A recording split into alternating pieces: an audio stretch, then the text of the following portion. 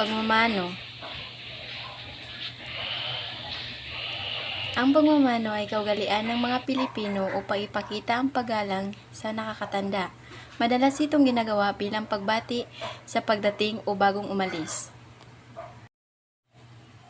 Pangalawa, pagdiriwang ng pista.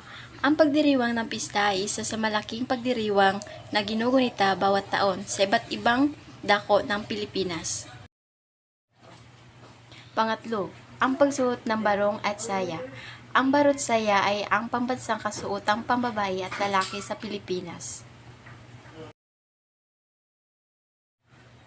Pang-apat, simbang gabi. Ang simbang gabi ay isang kinaugaliang pagdaraos ng Santa Misa sa Pilipino tuwing panahon ng Kapaskuhan. Panglima, ang pagsabi ng po at upo. Ginagamit ang po at upo para sa magalang na pananalita at pagbati gaya ng salamat po at magandang umaga po. Panghuli, bayanihan. Ang salitang bayanihan ay tumutukoy sa pagkakaisa ng isang komunidad para sa isang layunin. Yun ay ilan lamang sa kultura at tradisyon sa Pilipinas.